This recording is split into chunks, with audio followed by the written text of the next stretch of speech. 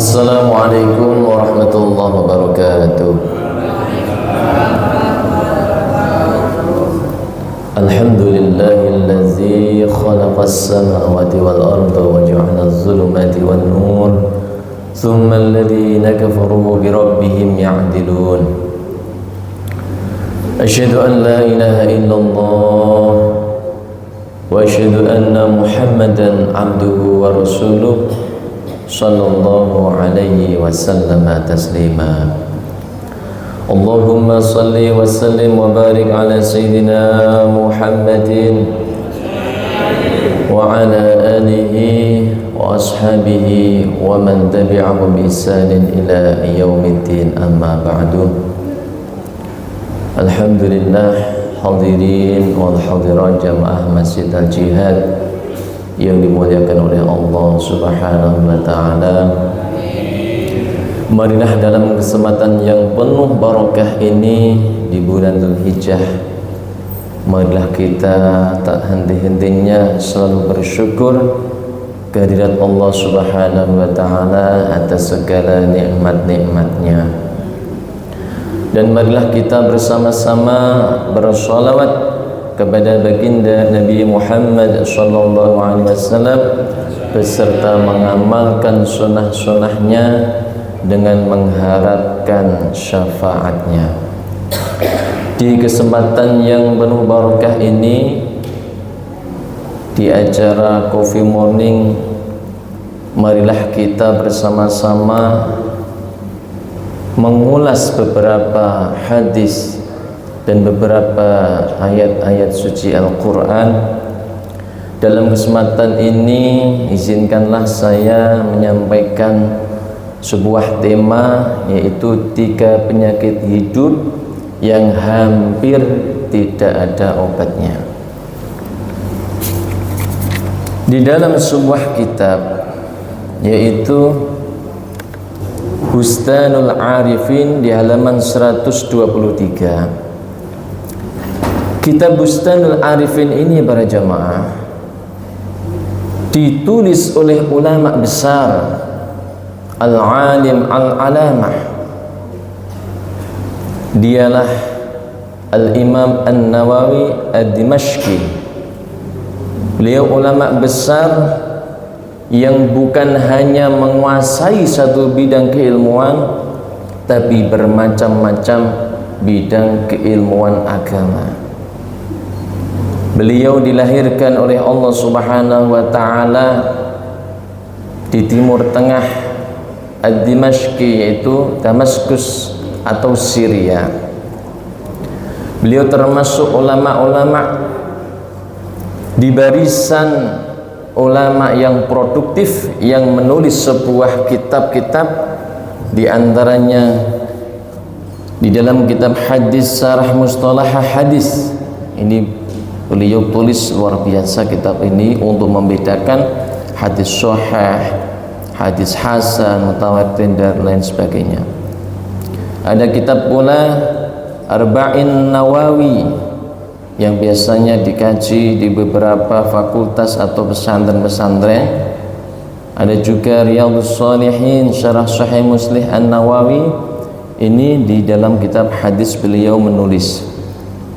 Di antaranya pula dalam kitab fikih beliau menulis kitab yang luar biasa, yaitu kitab Al-Fatawa, Al-Majmu' dan dasar-dasar hadis. Dan di dalam kitab motivasi, di antaranya At-Tibyan fi Adabi Hamalatil Quran, Al-Azkar An-Nawawi, yang di dalamnya motivasi orang beribadah, berzikir, baca Al-Quran. Dan yang terakhir yaitu kitab Bustanul Arifin yang saat ini kita akan kaji.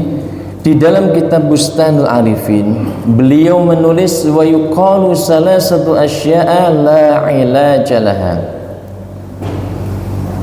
Ada 3 penyakit la ilaja laha yang hampir tidak ada obatnya. Kalau hampir ini berarti sangat sulit untuk ditemukan obat atau penawarnya. Yang pertama, ahaduha al-mardu idza khalatahul haram.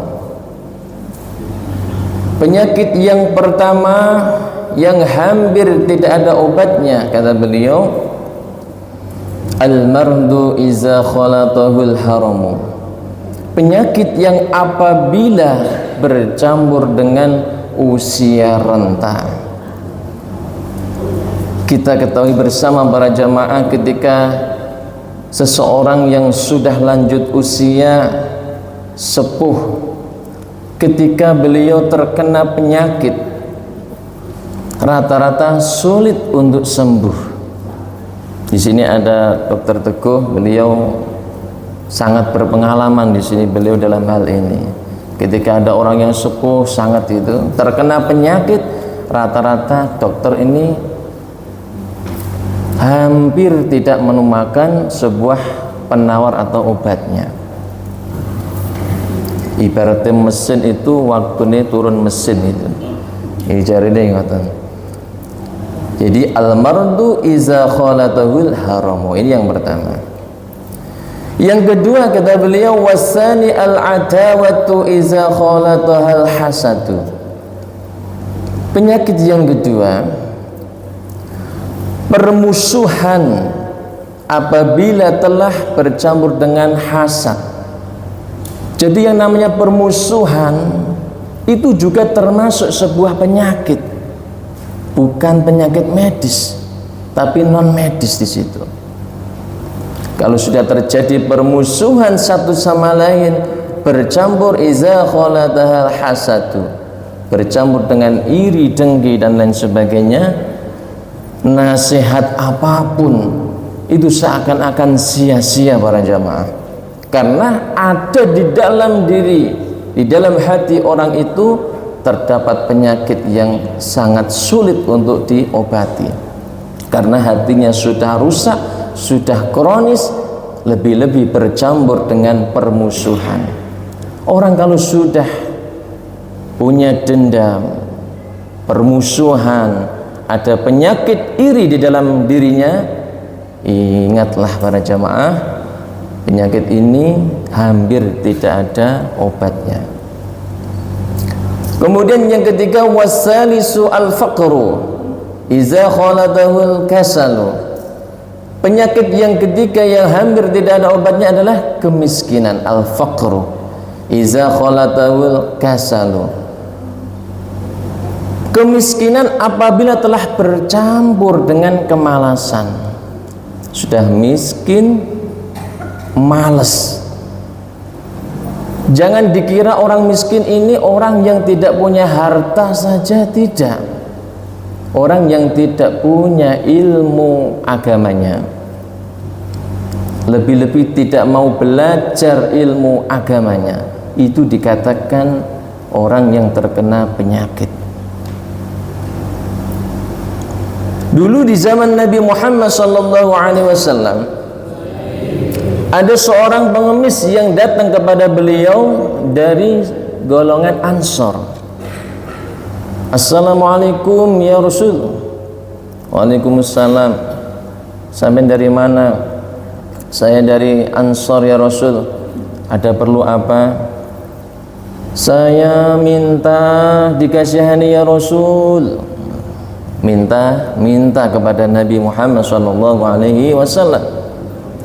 Apakah saat itu Nabi Muhammad SAW langsung memberikan sesuatu kepadanya? Tidak, para jamaah.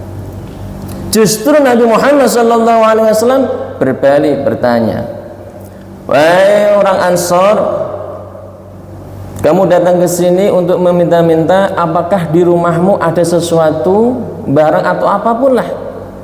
Ada ya Rasul. Apa? Yang pertama, saya punya selembar kain. Yang kedua, saya memiliki sebuah cangkir. Oh ya itu, tolong bawa ke sini. Baik ya Rasul. Akhirnya pulang, sampai di rumah diambil selembar kain dan sebuah cangkir. Kemudian diaturkan kepada baginda Nabi Muhammad SAW. Ini ya Rasul, barang-barang yang saya miliki. Oke, baik. Tunggu sebentar ya. Kemudian Rasulullah menemui sahabat-sahabat yang lain. Sahabatku sekalian, apakah di antara sahabat ada yang berkenan untuk membeli dua barang ini. Lama nggak ada yang ngacung. Kemudian di pojokan sana, saya ya Rasul, saya kebetulan memerlukan selembar kain dan secangkir. Akhirnya dibeli, cuman 2 dirham.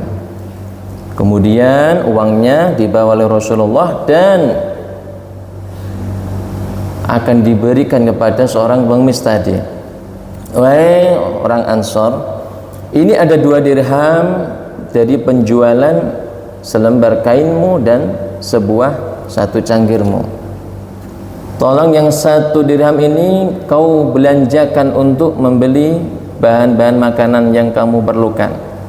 Yang 1 dirham kau gunakan untuk membeli kampak. Kampak untuk apa ya Rasul? Kampak kamu gunakan untuk mencari kayu dan kamu nanti bisa menjualnya. Jadi Rasulullah ini Masya Allah, bukan ketika didatangi seorang pengemis langsung dikasih atau ditolak, tidak, tapi memberikan edukasi, pembelajaran. Oh ternyata di dalam Islam itu mengajarkan seperti itu, berusaha, bukan bekerja tapi berusaha.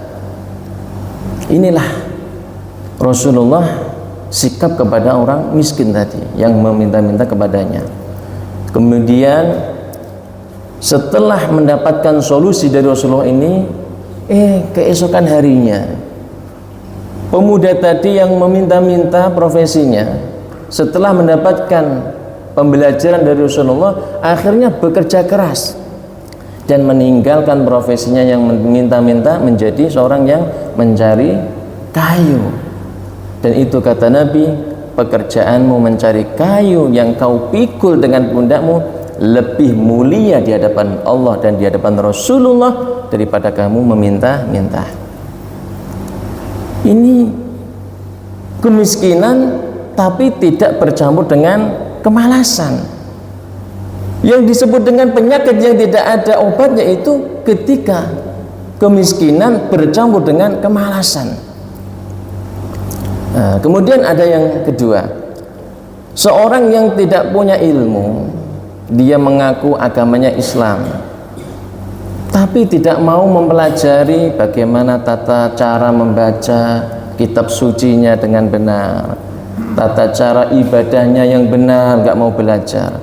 Itu sampai kapanpun para jamaah, sampai meninggal dunia, kalau dia malas, iza khalatahul kasalu, ketahuilah selama-lamanya tidak akan pernah mendapatkan obat dari apa?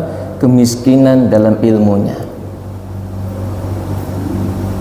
Bahkan Rasulullah SAW memiliki seorang sahabat yang sangat malas. Bukan hanya malas tapi takut mati. Siapakah dia? Abdullah bin Ubay bin Salul. Dia adalah sahabat Nabi, pemalas. Jadi ketika diajak perang mesti banyak sekali alasannya. Alasannya ini itu seperti itu. Bahkan pernah sempat berangkat bersama sahabat-sahabat yang lain, yang namanya Abdullah bin Ubay bin Salul ini bersama sahabat-sahabat banyak ribuan. Saat itu tepatnya akan terjadi perang Uhud. Biasanya para jamaah haji maupun umroh ini biasa mendatangi Gunung Uhud atau tempat terjadinya perang Uhud di situ. Sudah berangkat karena tadinya tidak mau berangkat ketika perang-perang itu nggak pernah berangkat yang namanya Abdullah bin Ubay bin Salul ini. Ternyata berangkat. Sampai di tengah perjalanan bersama rombongan-rombongan sudah pamitan sama anak istrinya, dia juga seakan-akan juga pamitan. Ternyata di tengah perjalanan jamaah, apa yang terjadi?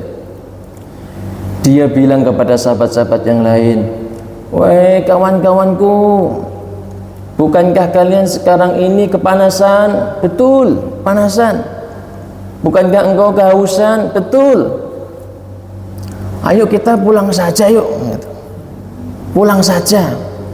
Kan kalau kita perang ada dua kemungkinan, kalau kita tidak menang ya kita mati. Bukankah seperti itu? Betul atau salah? Betul gitu. Diprovokasi sahabat-sahabat Nabi yang masih lemah ini imannya ini. Jangan dikira sahabat Nabi ini imannya kuat-kuat semua, enggak. Imannya banyak juga yang masih lemah. Akhirnya provokasi yang dilantarkan oleh Abdullah bin Ubay bin Salul ini para jamaah berhasil membawa 300 pasukan mundur. Tapi mundurin itu pinter caranya. Bagaimana? Cara jalannya diperlambat.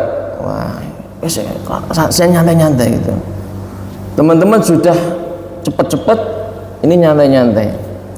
Ternyata sampai sahabat-sahabat yang semangat-semangat, sahabat yang top-top itu di tempat Gunung Uhud itu sudah dipersiapkan persenjataannya.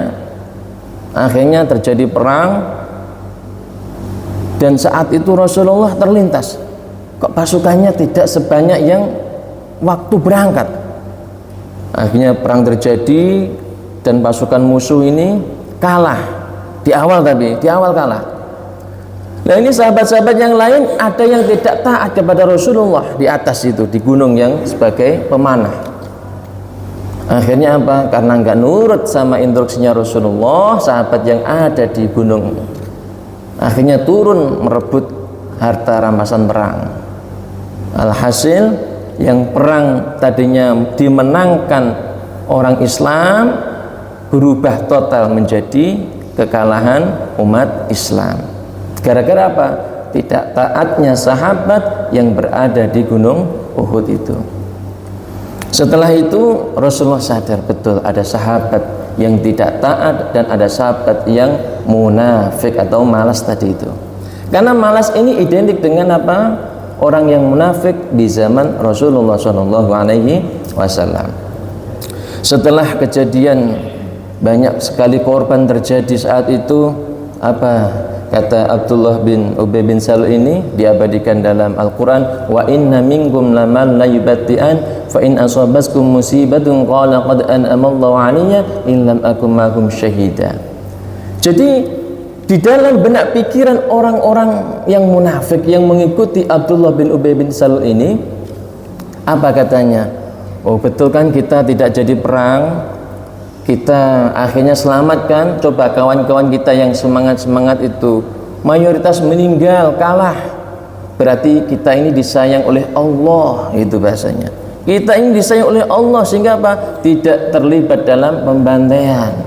Ini sifat Abdullah bin Ubay bin Salul ini sehingga Rasulullah memberikan vonis kepada Abdullah bin Ubay bin Salul ini termasuk gembong orang munafik.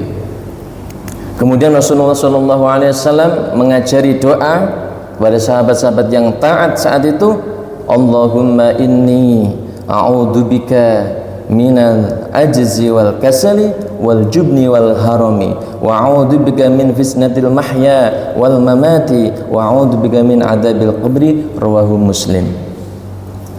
Jadi doa ini para jamaah hendaknya kita baca di dalam sholat atau di luar sholat. Tujuannya apa?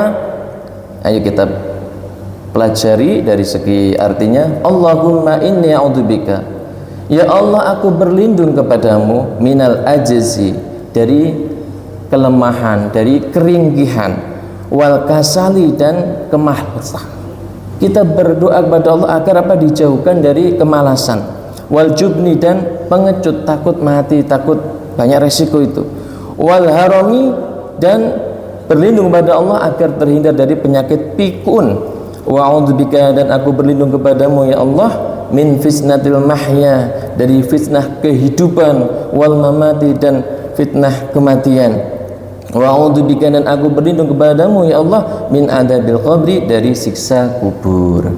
Inilah doa yang diajarkan oleh Rasulullah ketika seseorang ada potensi terkena penyakit-penyakit seperti malas, ringkih, pengecut, dan lain sebagainya. Ini doa yang hendaknya kita amalkan. Mudah-mudahan dengan kita mengamalkan doa, kita terbebas dari 3 penyakit tadi. Amin ya rabbal alamin. Jamaah yang dimuliakan oleh Allah Subhanahu wa taala, inti daripada pesan dari materi yang saya bawakan ini adalah betapa pentingnya kita itu untuk selalu belajar. Ini yang paling utama, belajar dalam apapun, entah dalam kesehatan, menjaga diri kita, kemudian menjaga hati kita, belajar bagaimana agar kita terbebas dari kemiskinan. Mudah-mudahan dengan barokah kita berkumpul di tempat yang barokah ini, di Masjid Al-Jihad, kita menjadi orang-orang yang selamat, orang-orang yang beruntung dan sukses dunia akhirat. Amin ya rabbal alamin. Demikian, kurang lebihnya mohon maaf. Wallahul muwaffiq ila aqwamit thoriq. Assalamualaikum warahmatullahi wabarakatuh. Terima kasih.